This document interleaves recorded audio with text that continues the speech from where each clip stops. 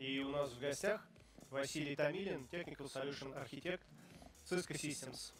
Cisco Systems, Vasily Tomilin is with us. Hello, Vasily.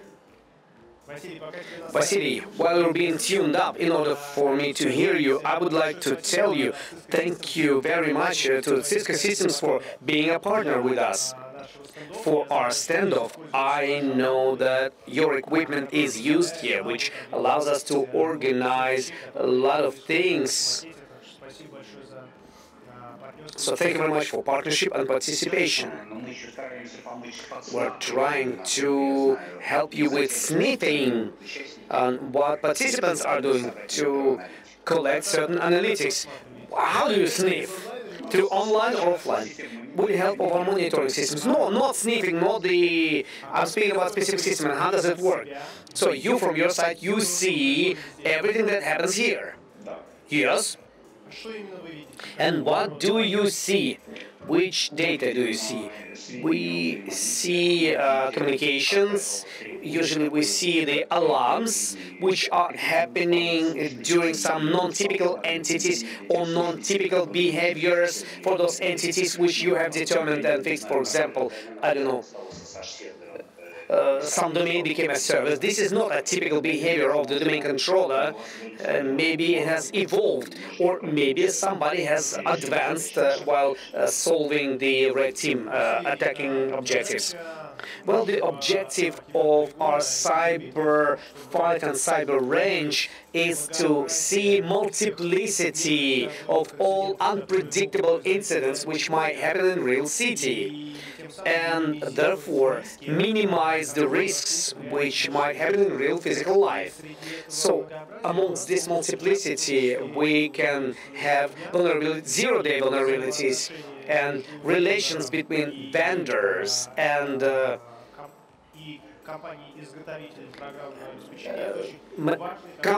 development company for the software. We being security vendor, we do see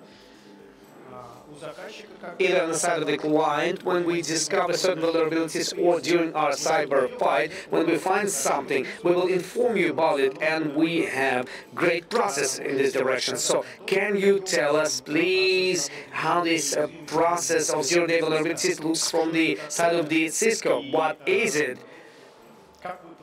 And how do you behave? What do you do with the information that you get from security vendor? You see, what is this story? When we speak about zero-day vulnerability, it sounds awful. It makes us being focused. But every vulnerability had a chance to become zero-day event. And it's not important, was it found on the light side or on the dark side of the power. But then we are interested in another vulnerability of our products. Whether they're going to have a zero-day flag or maybe they are not going to have this flag. And honestly speaking, how can I say, well, the corporation takes a very proper position in this direction, because if you will look, we are telling everybody what are we doing with those vulnerabilities, because we have a policy which is published on our website which tells how can we specifically process any report to Cisco related with potential vulnerability of our software and hardware or services or whatever. Because it's understandable that we have discovered problems. There are problems which are not confirmed. So the first thing that we do, if somebody comes with a report to us, we will try to understand how much this information seems like a truth. Then we'll try to reproduce it, and then we'll try to make a contact to those who informed us to agree with those people. This is according to our policy, how we're going to move on. Because we do know that in the industry there are different principles of publishing vulnerabilities. There are a number of companies and organizations which are say, okay, you have 1 month, and if in 1 month you do nothing, then we will give this information to public and let everybody else use it. Then, perhaps from one side, they should stimulate all vendors to cooperate, and on the other side, we can argue about the ethicity of such approach, about the disclosure of the information between the researcher and us, so that at that moment of time, when the researcher, for example, makes a presentation for a certain conference, we do have precedents like that, or when the researcher says, well, I have discovered it and I really want to tell a story to during Hackfest, how good I discovered. We say we will take this into consideration. The person should get his glory. So in our publications, we do mention who informed us about it. So in any case, if we look at it in a corporate point of view, the application has arrived. Application related to the vulnerability. It's been sent to special department, C department, and maybe everybody have heard product security department C, which is going to rule all the processes inside of the corporation. It will communicate with the development department. We have hundreds of products, dozens of OSs, thousands of applications, and we have to understand who should be cut, who should be taught. And from the point of view of neutralization, what SIR does, it's a bridge between a big corporation where everything's mixed up and talented researcher who discovered this vulnerability.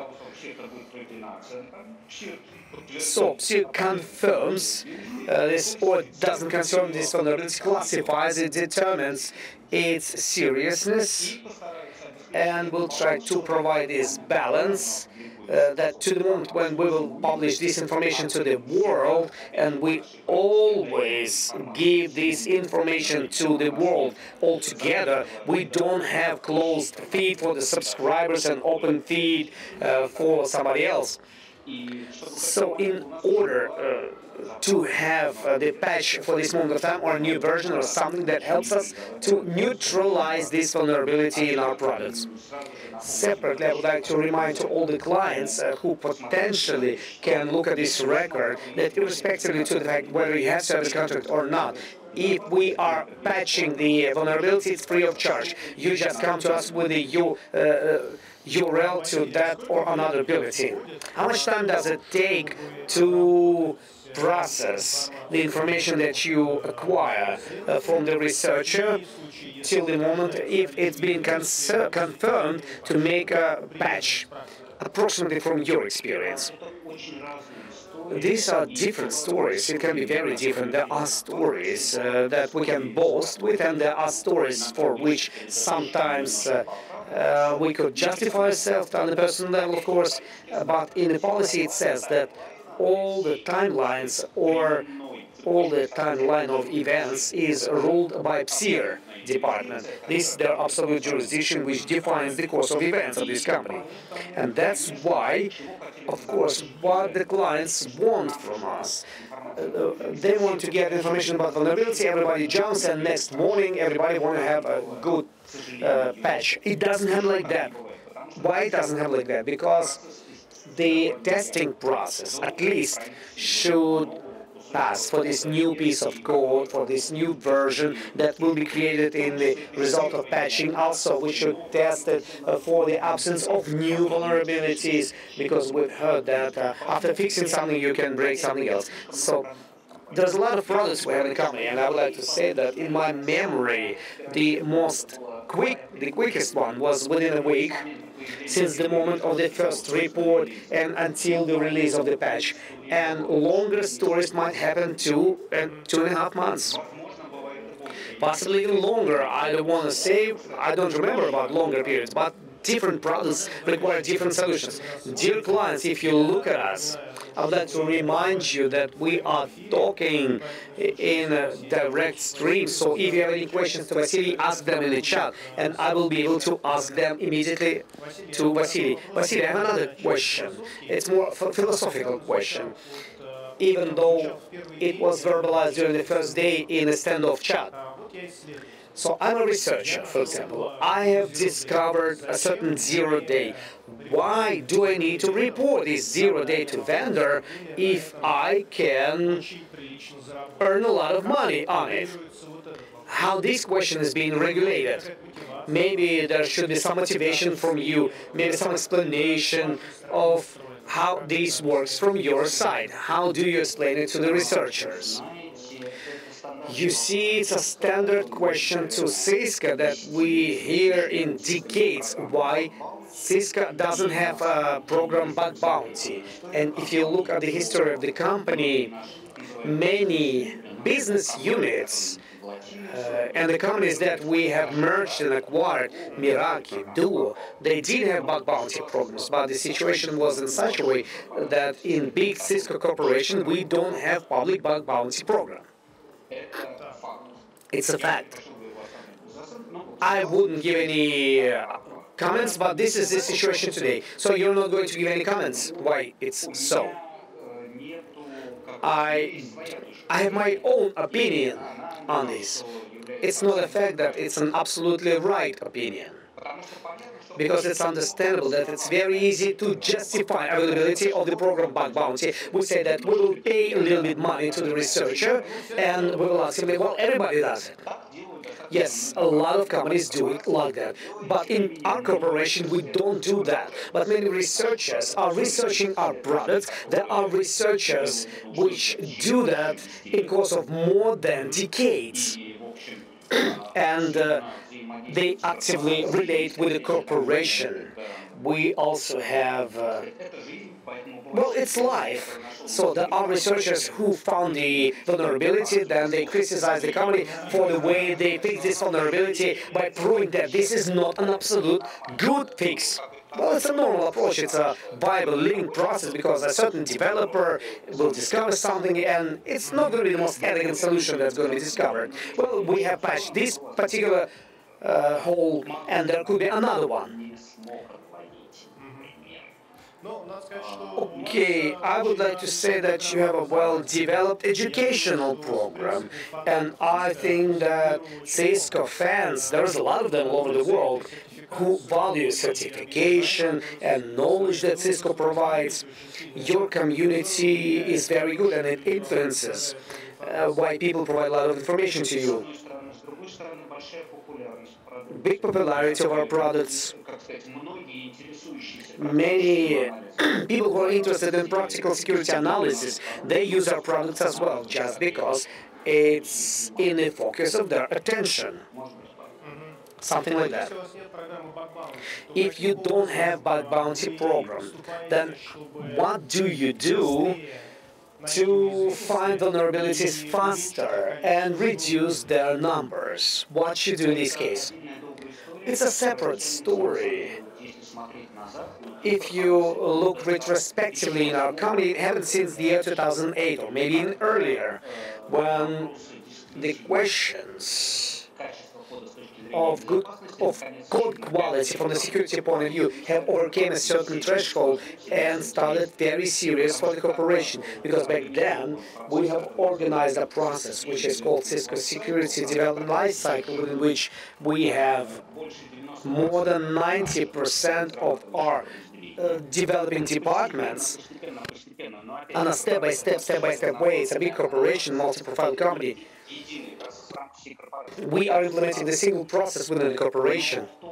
However, I'm not going to dive in extended development processes, but there are certain moments.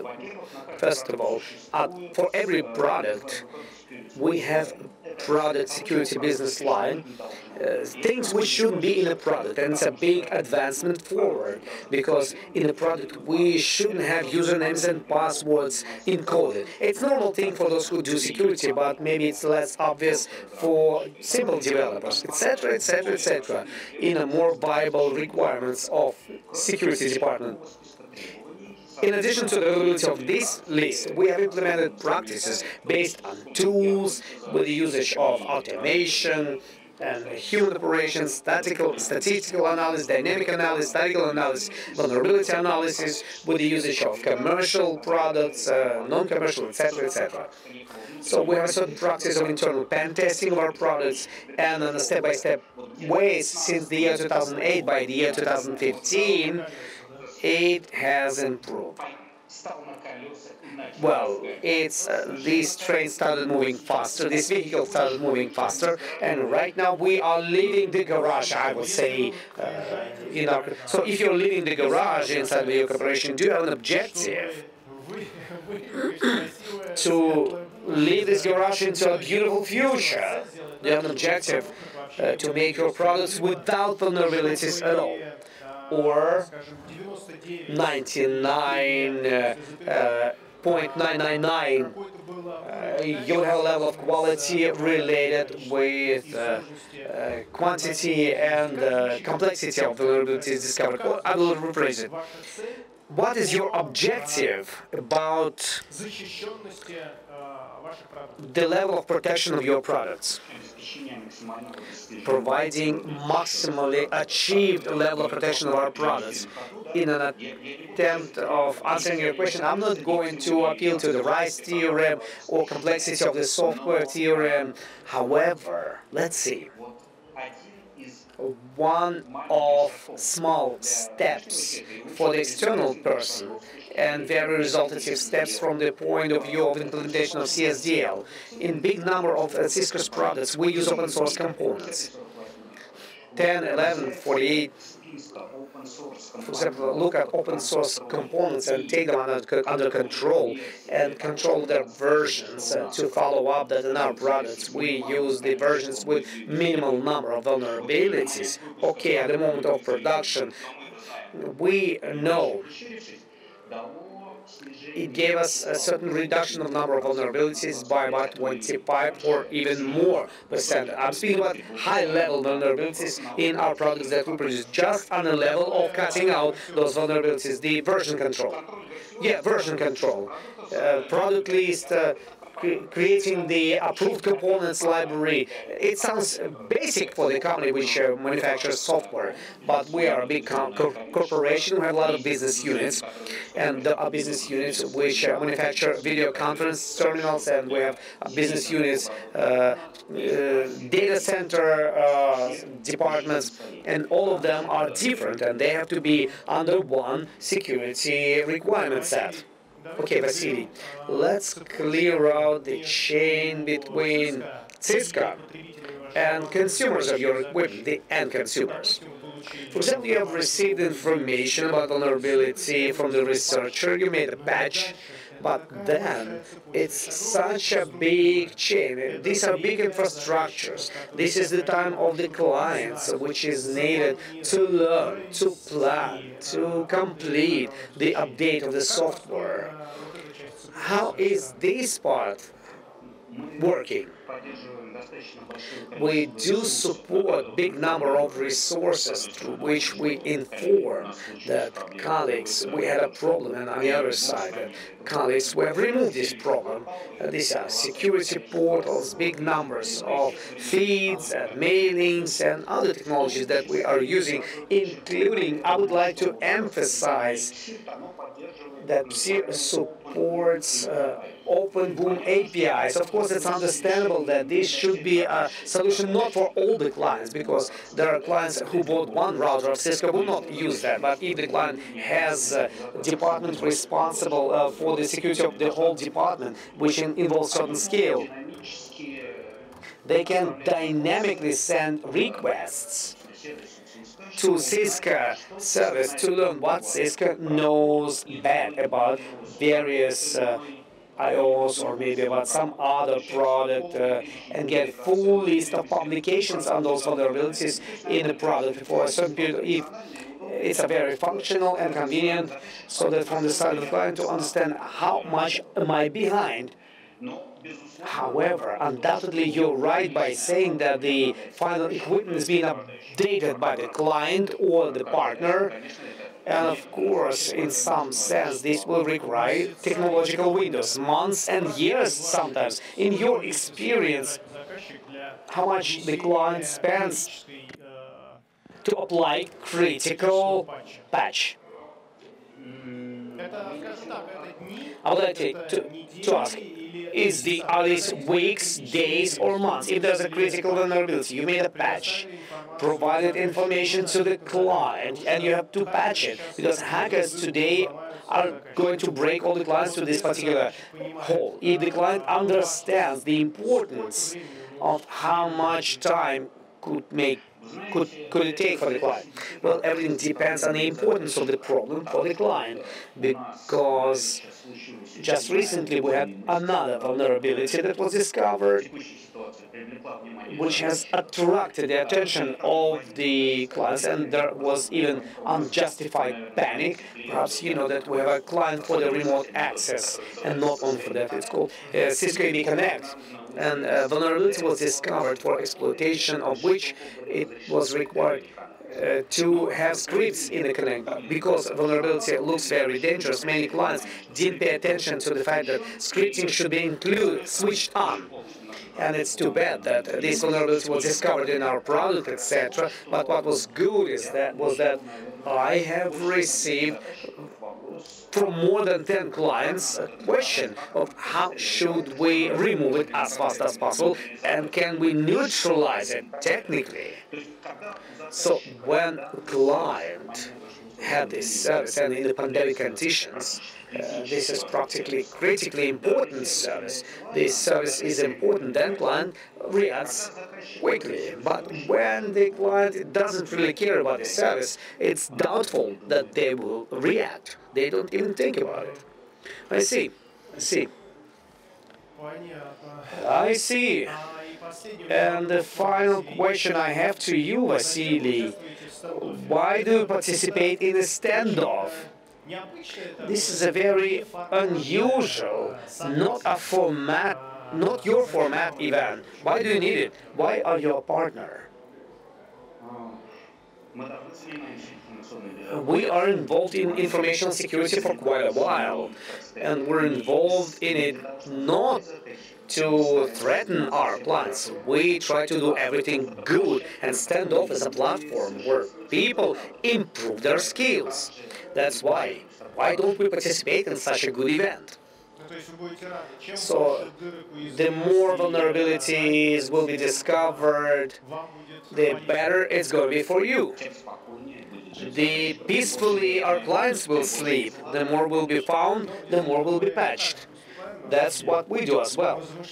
We've been thinking about those community people, about those teams and red teams which participate in our competitions, and we came to the conclusion that it's important not who, but it's important but what is done. So understanding of all possible vectors, techniques, tactics, tools of attacks, behaviors that we see on the side of different red teams, it brings us closer to real life, but in a very, very speedy situation, looking at the number of incidents that's been discovered. And by this we're learning. We're sharing our expertise, we share our information with you, with our partners, and with the community. That's why our key idea here is to learn and to share this information with everybody else, so that in the end run we would make products and would make the city and the country more protected. We share your ideas. Thank you very much for this conversation, Vasily. Thank you very much for your partnership.